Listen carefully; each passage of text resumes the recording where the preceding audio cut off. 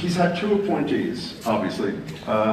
The two oldest justices, Justice Breyer from across the river and Ruth Bader Ginsburg, are liberals. Potentially two more appointees. You have a plan to create a different kind of Supreme Court. Could you lay it out for us, please? Sure. So the structure of the Supreme Court has been adjusted roughly half a dozen times in U.S. history. I think it might be time to do it again.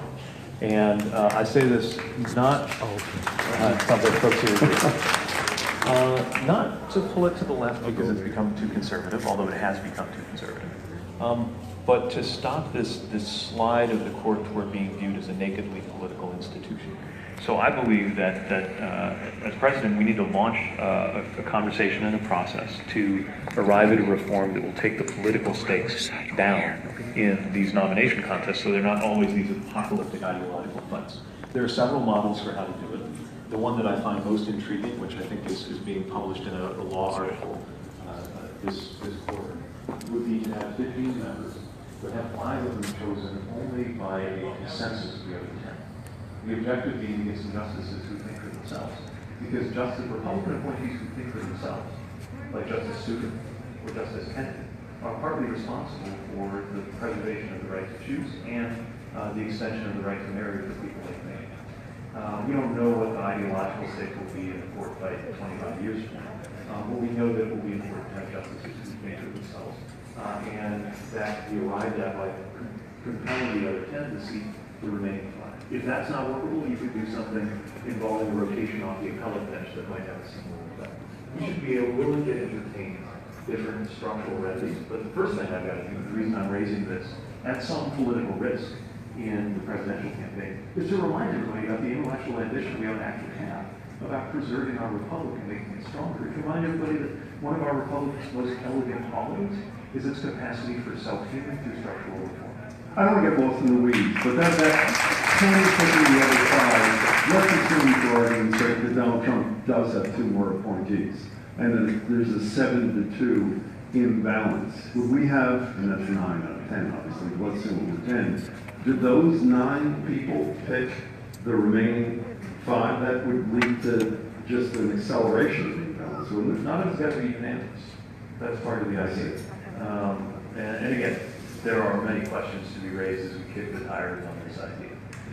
But that's the thought. It's something that all of us can agree on. There are some vanishingly few things that all of us can agree on. And many of them are the qualities, if not the ideologies, of the people we want to be sitting, making these incredibly important decisions that touch us in our everyday life. And that's why, whether it's the court or the Congress itself, and where districts are drawn, or the way that money works in politics, there are all these things that have become contorted in our system, and we just tolerate it. For as long as I've been alive, we've tolerated ridiculous things. The fact that U.S. citizens in D.C. don't get the same political representation as other U.S. citizens is absurd, but we just tolerate it. And I think now is the season to stop tolerating the intolerable. When you hear Joe Biden, who was chair of the Judiciary Committee during the Clarence Thomas hearing, say in the passive tense, I wish something could have been done, when he failed to call 3 witnesses who arguably would have corroborated Anita Hill's testimony. What's your reaction to what Vice President Biden has to say? Yeah, I think each of us, when we step into the arena of presidential politics, has to answer for everything we've done and the mistakes we've made. And I've made my share, and I've learned from them. I've grown from them. And perhaps not my place to speak to any of the others, but I'll say from my end, I try to be as forthright as I can about when I could have done something better. And if somebody's been injured because of a decision I made, and that decision should have been different, then I try to seek them out and let them know that I'm sorry. What is one of those decisions at the top of your list, mistakes you've made? Well, we had a civil rights violation in our police department, which not something I personally did, but when you are the mayor, you are responsible for everything that every city employee does, and that certainly includes the police. And I make sure to find and apologize to the person who experienced that. There are times when I was a little too hard charging in my first couple of years about, you get a little, what sounds like a little thing, like a road project, but it's not a little thing, it's going through your neighborhood and it's getting your house. And learning that I didn't have all the answers, we had to take a little more input than I believed going into it. This helped me make better decisions over time on neighborhood issues, police issues, moral as well as technical issues. But I think that's made me a better mayor and will help make me a better president. Well, you mentioned taking people's houses, and people reject, and that was one of the things that we have taken some criticism for in South Bend, that some African Americans and team members of poor neighborhoods, that I think it was called 1,000 houses, 1,000 days. And when I was reading about this, I thought, well, some of the people wanted to rehab those houses, and they didn't have the money, they didn't have the time. So why take the houses instead of rehab the houses? So the situation here was that we had a contagion of blighted abandoned houses in our city. So many nobody could even tell me how many there were. And I realized that we couldn't go on like this. And by the way, the reason I made this a priority was that when I was knocking on doors in minority and low-income neighborhoods, the people who lived there told me, you've got to do something about this and change this. So we decided we would muster the resources to deal with 1,000 houses in 1,000 days. It's a simple, simplistic sounding target, but after a year of careful analysis and neighborhood engagement. And what we realized was some of these houses were beyond repair, and their presence was harmful. Now again, somewhere this got politicized into people saying people were run out of their houses. These were vacant and abandoned property. Vacant and abandoned. Vacant. Nobody living in them. Okay. By definition. Okay. And we wanted to save as many as we could. In the end, we saved, I think, over 400 were repaired. But something like 600 couldn't be, and they had to come down because a collapsing house next door to your home harms you. We also focused on accountability for out-of-town landlords who had walked away from these properties, may have never seen them other than as a line on a spreadsheet somewhere. But one thing we did learn, and an example of how I took input and became smarter about this as we went, was that there were cases where somebody had purchased a house, not aware of what it would take to fix it up, and not aware that it was on the list for demolition. And obviously not something you want to find out after you purchased a house, even if it's at a sum that maybe by Boston standards would seem like a rounding error, right? We're talking about $6,000 or $8,000 properties. Wow. But I mean, where we live, this is another example of how different housing looks where we live.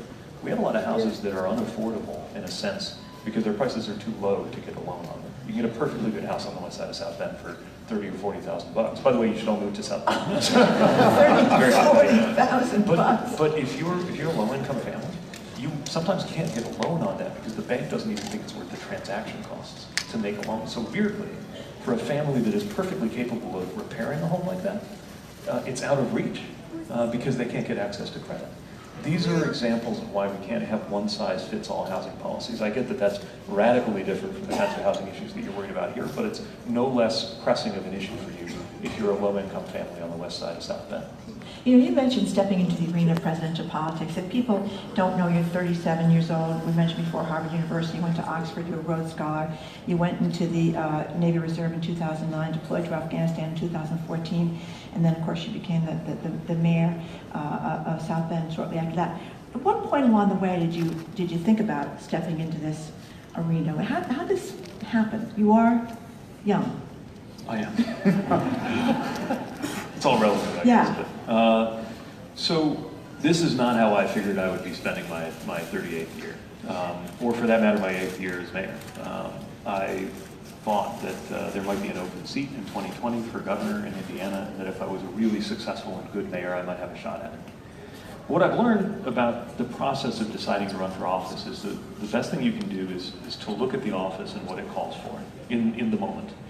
And then to look at yourself and what you bring to the table and see if there's a match.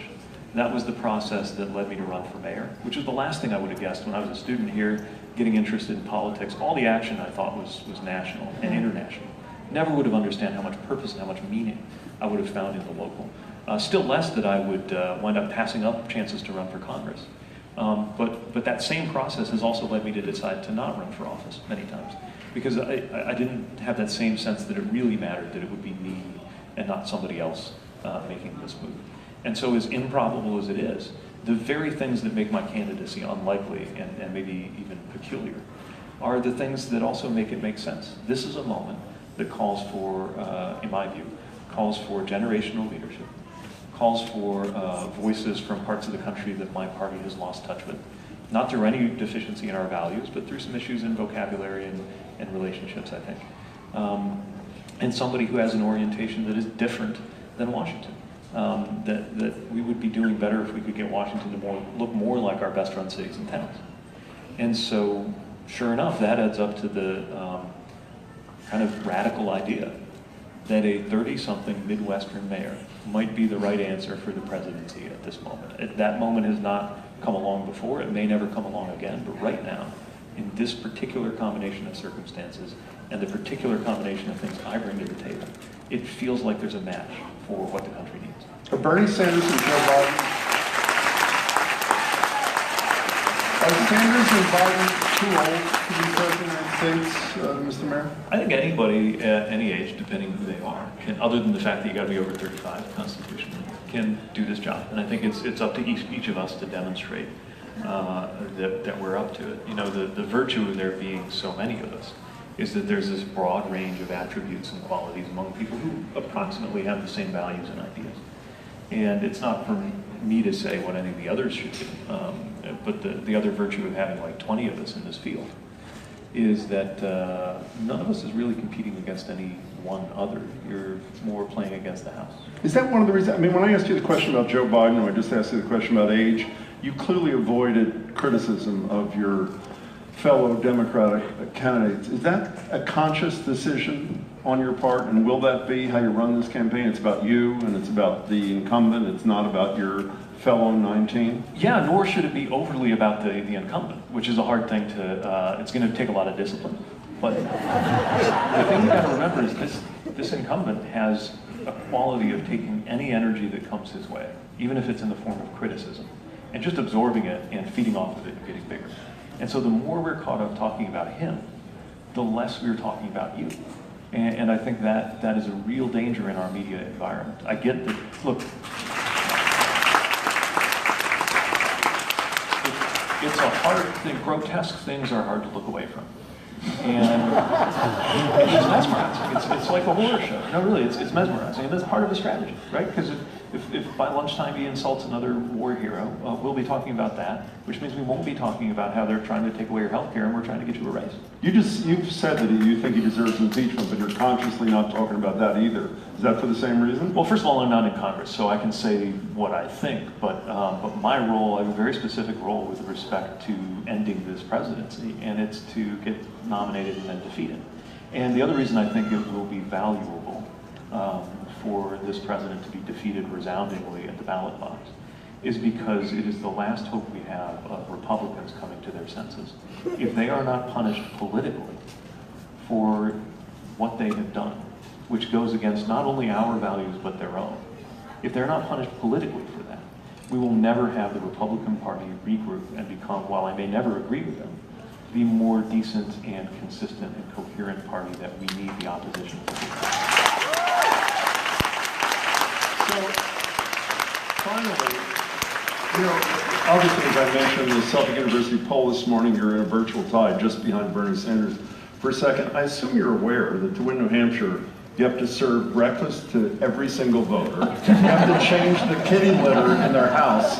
Are you willing to do these things to be elected president, Mr. Mayor? Look, I came up in local politics, right? I know what it is to that's kind of my native language, politically speaking.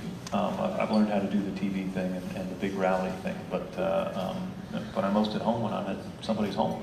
And what I appreciate about voters in New Hampshire and these other early states is that they take very seriously this privileged position they have. They ask, I was getting ready for backyard parochial questions and studying my notes on New Hampshire stuff. And instead, the questions I got were about the future of the U.S. and the world and the direction of our party and these searching, penetrating questions that I think reflect just how seriously they take it. Mayor Buttigieg, it's a Thank pleasure you. to meet you. Thanks so much Thank for you your very time. much.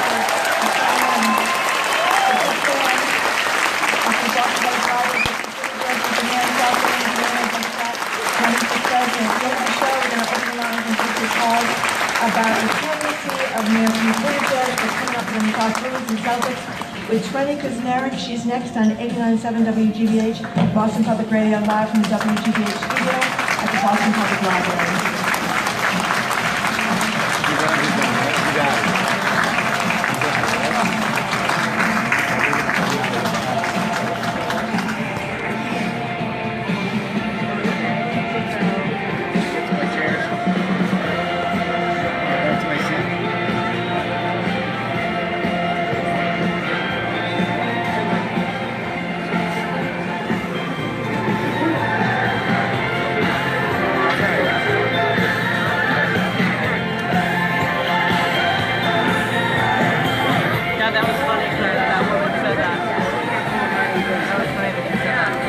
Get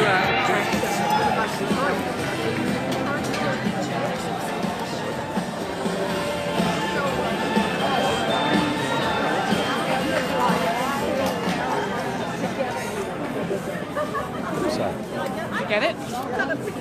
Problem. The Maynard Acton Town Shuttle is doing double duty. Running from the train.